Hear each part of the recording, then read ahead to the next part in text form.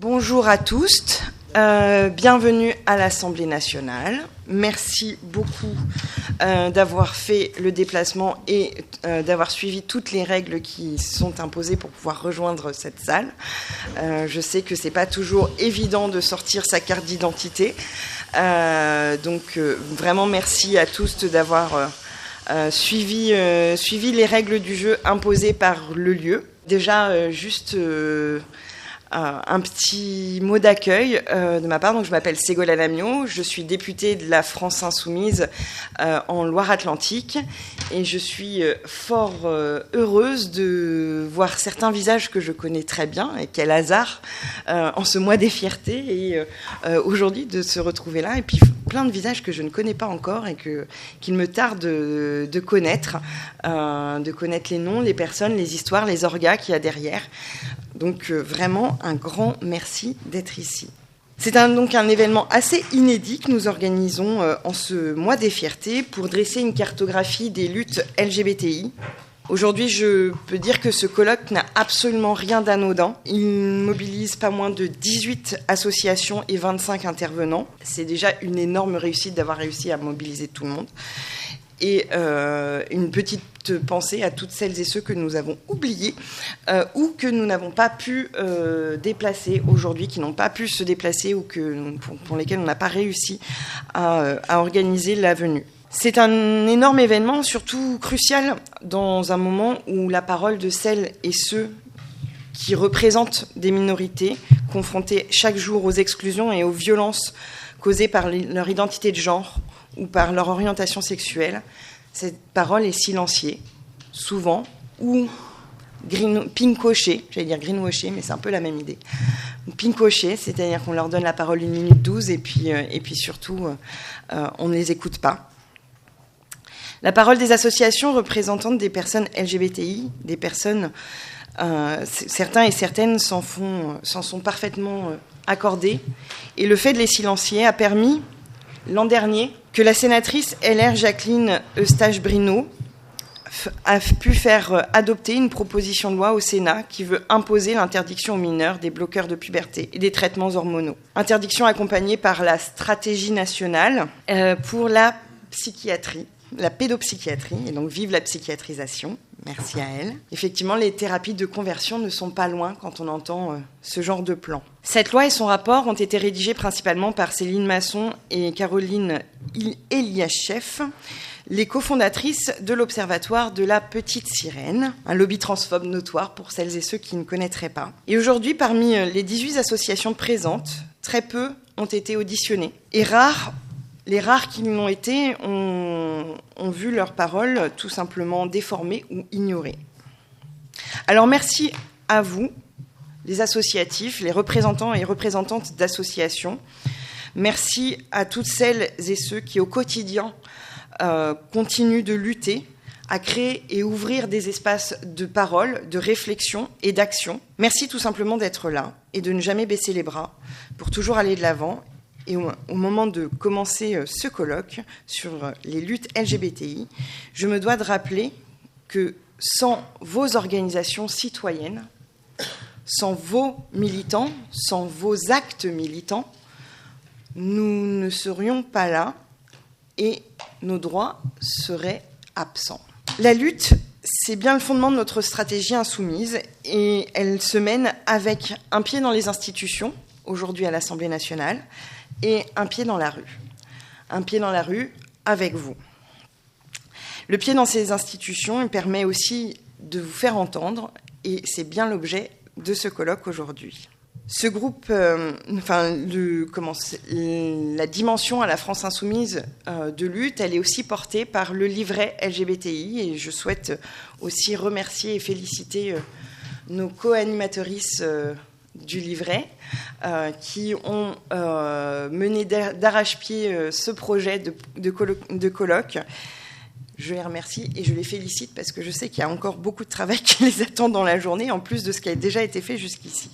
Ce groupe thématique assure la communication entre les actrices de notre mouvement et une vraie réflexion programmatique d'ampleur en parallèle pour pouvoir porter au quotidien et dans nos institutions nos valeurs et nos revendications. Ce programme, il s'agit de commencer dès maintenant à le mettre en œuvre. On se colloque aussi par vos réflexions.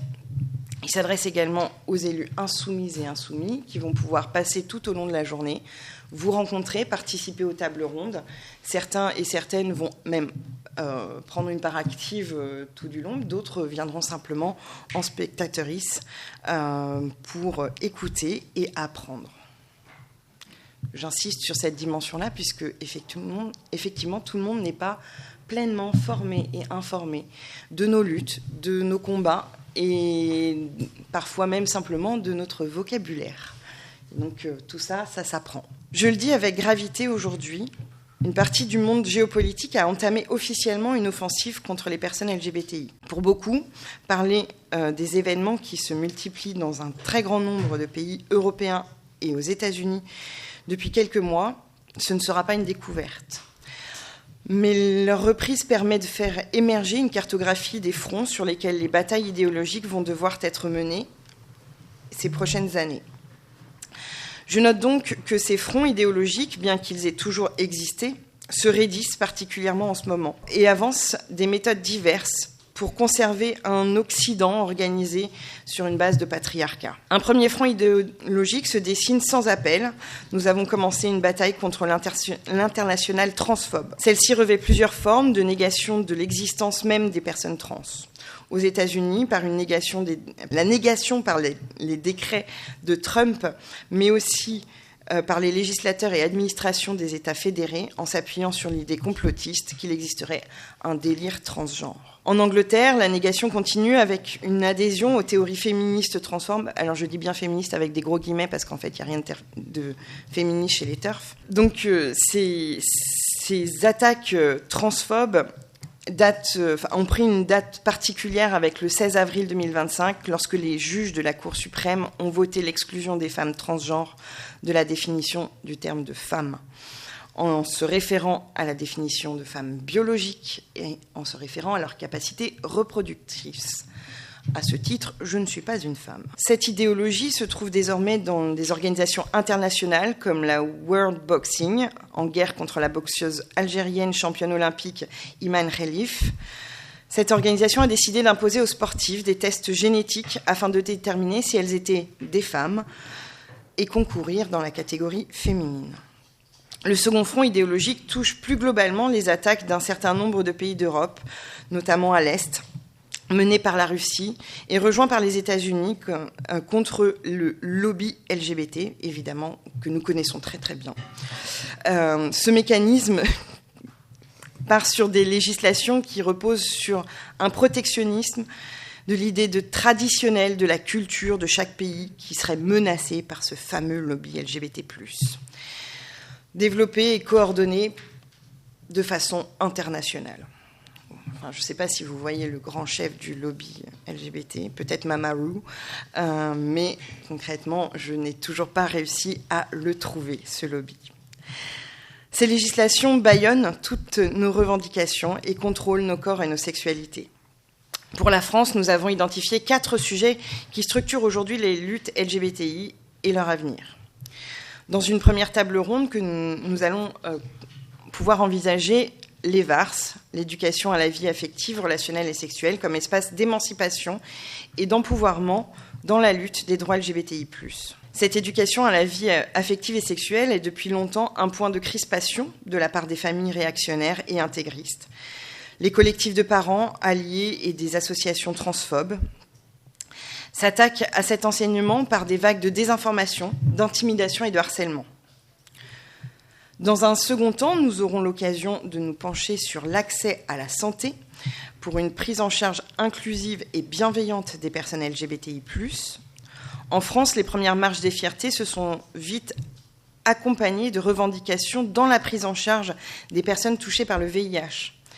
Une lutte des premières heures qui présente aujourd'hui des enjeux nouveaux sur la santé sexuelle et certaines nouvelles pratiques, sur l'accès des professionnels de santé compétents, sur l'accès à des professionnels de santé compétents et compétentes et bienveillants et bienveillantes, pour l'accès aux soins des personnes trans particulièrement discriminées, après avoir été longtemps victimes de pratiques médicales très violentes. sur le droit des mineurs trans d'être accompagnés dans leur transition. Par ailleurs, la loi ne permet toujours pas une protection effective des enfants nés intersexués, qui font encore aujourd'hui l'objet de pratiques médicales mutilantes, longtemps appelées des actes de conformité sexuelle, de mise en conformité sexuelle. Il s'agira donc d'envisager comment engager de nouvelles luttes sur ces sujets. Nous nous pencherons ensuite sur les structures communautaires comme lieu de résistance et des luttes et des solidarités LGBTI+. Ces structures représentent des lieux ancrés dans les territoires avec des personnes LGBTI pour les accueillir et où les personnes LGBTI peuvent se retrouver. Se retrouver est une nécessité, un préalable pour créer du commun et organiser la lutte. Ces lieux deviennent eux-mêmes des raisons de lutte lorsque leur existence se trouve menacée face au définancement de l'État, du tissu associatif notamment. Plus que des lieux d'organisation de lutte, ce sont des lieux devenus parfois des structures d'accueil, d'entraide vitale à la survie des personnes LGBTI, exposées à des violences qui, en bien trop régulièrement, mettent en jeu leur vie. Ces violences et discriminations que vivent les personnes LGBTI, nous allons donc en parler dans une dernière table ronde avant de clôturer ce colloque. La violence subie par les personnes LGBTI n'a pas diminué, bien au contraire. Les discriminations au travail sont omniprésentes, encore trop peu saisies. En France, nous voyons bien que ces terrains de lutte dérangent. La semaine dernière, c'est encore Valérie Pécresse et un grand nombre de députés du Rassemblement national, toutes de droite, ont essayé de créer une polémique honteuse face à l'affiche de l'inter-LGBT pour l'organisation de la Pride. Ce n'est qu'un prétexte pour se désolidariser de cette marche qui, bien que festive, a toujours été l'une des expressions les plus visibles de nos luttes intersectionnelles. À défaut de pouvoir faire disparaître les personnes LGBTI, les réactionnaires veulent pouvoir nous museler et cloisonner. Alors dans ce contexte, vous ne pouvez pas savoir à quel point ça a un goût spécial de vous recevoir aujourd'hui dans ces murs, à l'Assemblée nationale, en tant que membre de cette communauté, et de pouvoir porter avec vous les luttes LGBTI. Cet événement est clairement une volonté de continuer un travail entamé avec un certain nombre d'entre vous déjà. Et pour continuer cette introduction, nous avons le plaisir d'accueillir Élie Hervé, journaliste spécialisée sur les questions de discrimination, de genre et de santé. Elle a publié récemment un ouvrage clé pour nos luttes transphobia, que tu vas pouvoir nous présenter. Et dans ce colloque sur la cartographie des luttes LGBTI, son ouvrage constitue donc un préalable de taille. Élie Hervé y dresse donc une cartographie assez précise du mouvement transphobe en France, ses idéologies, ses réseaux, ses stratégies politiques et sa méthode phare, la désinformation et la panique morale. C'est avec donc un immense plaisir que je lui laisse la parole pour nous parler des enjeux politiques autour des discriminations, des préjugés des personnes LGBTI+, en France.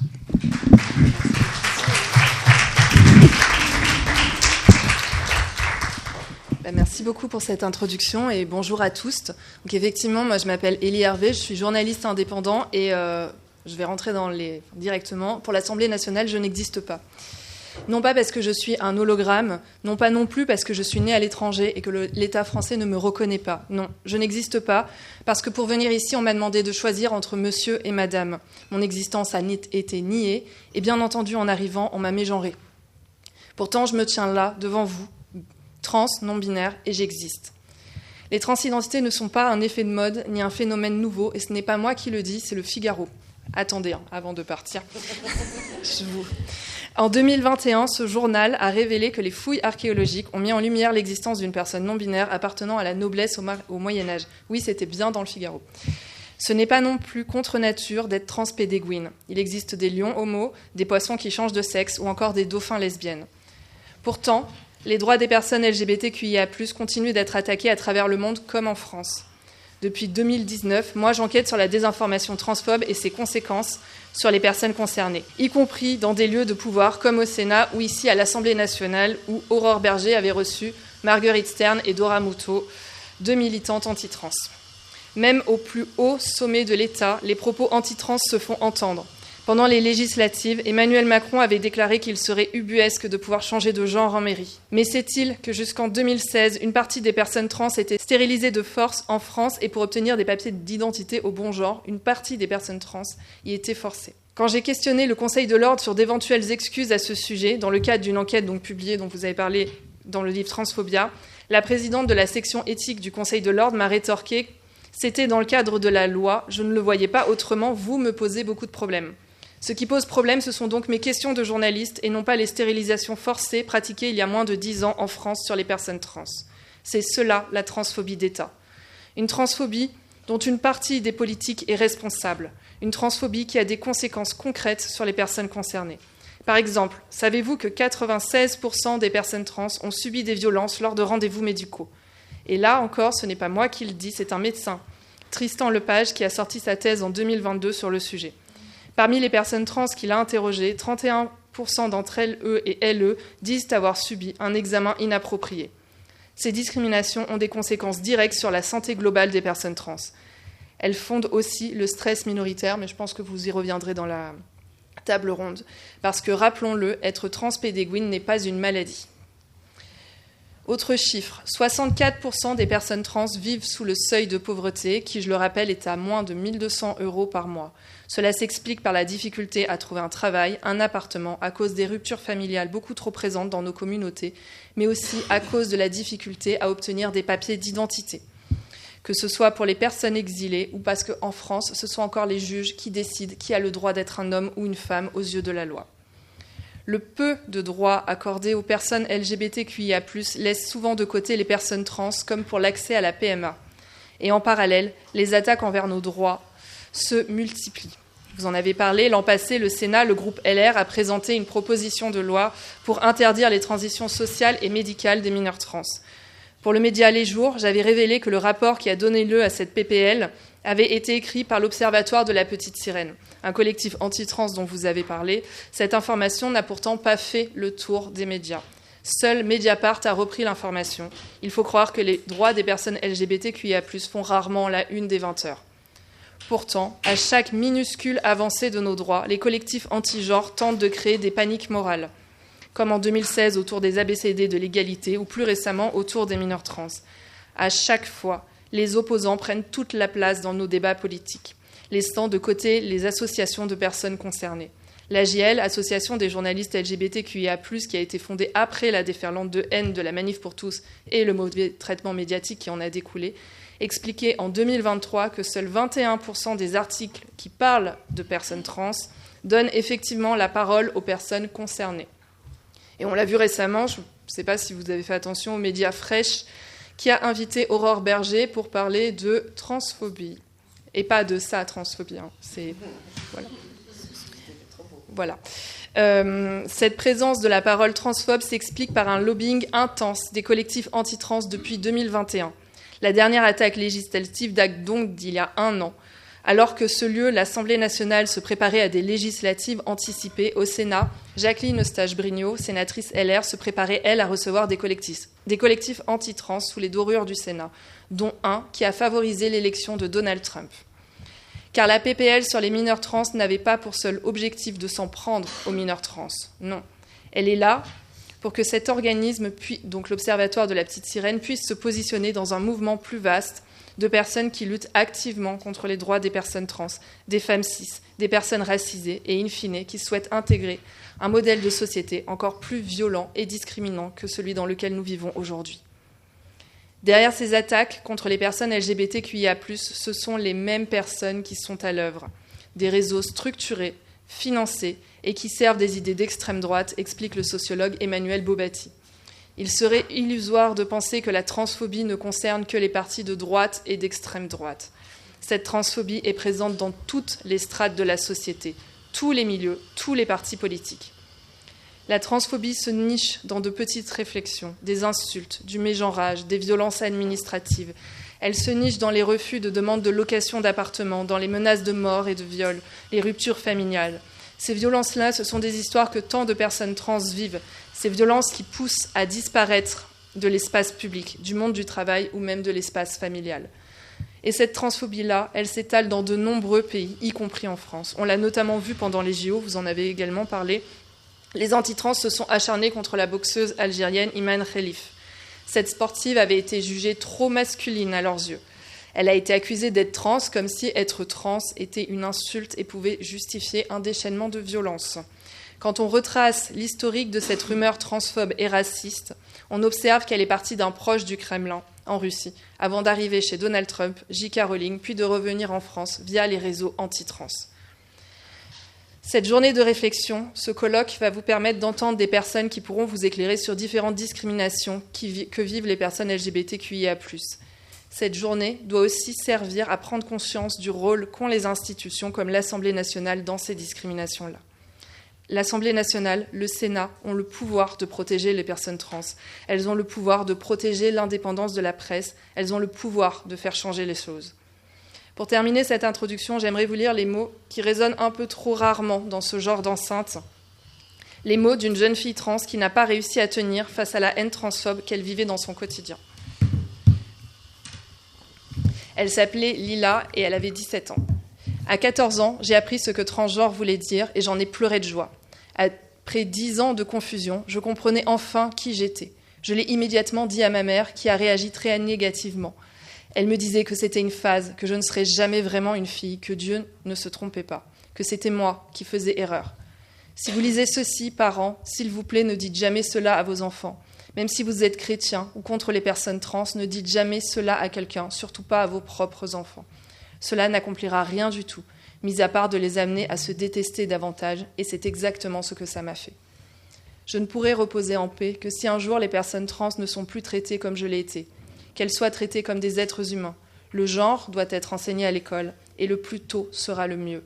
Ma mort doit servir à quelque chose. Ma mort doit être ajoutée au nombre de personnes trans s'étant suicidées cette année. Je veux que quelqu'un regarde ce nombre et se dise « c'est grave » et qu'on fasse quelque chose. Changez cette société, s'il vous plaît. Adieu, Lila Alcorn. Elle avait 17 ans, elle s'est suicidée en 2014. Et c'est un texte qu'elle avait programmé sur ses réseaux. Quand sa mère a annoncé son décès, elle a bien évidemment utilisé son dead name et en la mégenrant. Voilà. Merci à tous.